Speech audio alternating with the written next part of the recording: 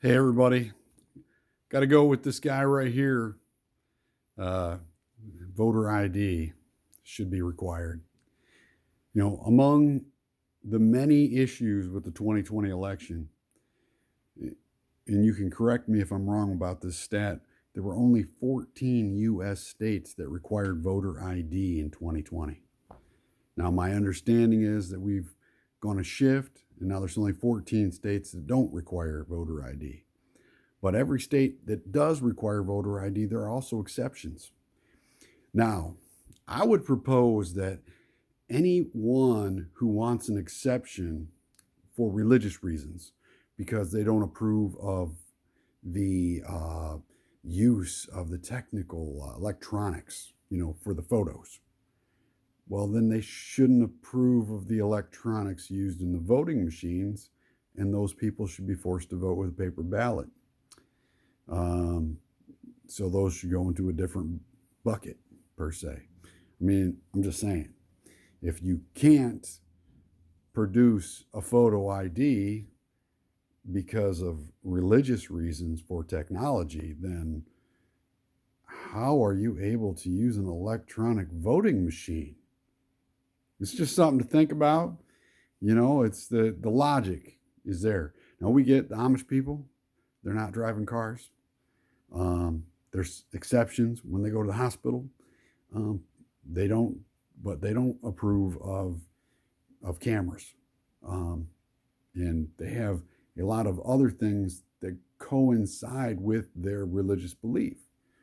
But if you're of a religion where you're okay to use every other kind of technical thing that exists, then I really need to understand how the photo is a violation of your religion.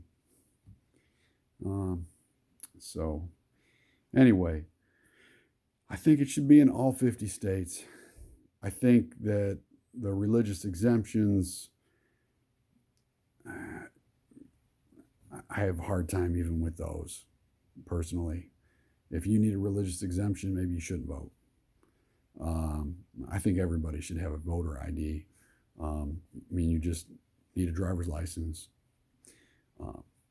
In 2020, we were allowed to accept mail.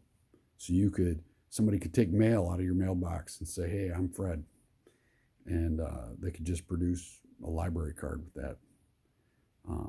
That was completely unacceptable, in my mind. And I'm happy to see things have improved. So let's keep moving forward until we lock down all 50 states and then some, and there's potential for other places in the United States to be considered states. And I don't know about the rest of y'all, but there's certain provinces that have been owned by the U.S. for a very long time that should have been made into states a long time ago and haven't been, like Puerto Rico, for instance. I think we need to work through that. It's going to be something that should be worked through, just like it took us a long time to take Hawaii. Let's move forward. America's going to move forward when we get that photo ID as a requirement for all voters.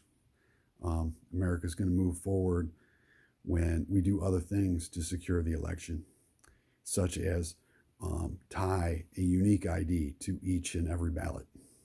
This is something that I brought up a long, long time ago, and I didn't understand whether that was the case or not the case. And in 2020, I asked about it, and it turns out that also was not in every state. We have a number of states where they actually allow you to change your vote the day of the election in case your politician says something dumb on the news. I think that's a pretty good idea. But you know what? They can't do that if they don't have a unique ID tied to your ballot. So you need a unique ID tied to that ballot, and you need a photo ID when you go to vote. Everybody, you have a good night.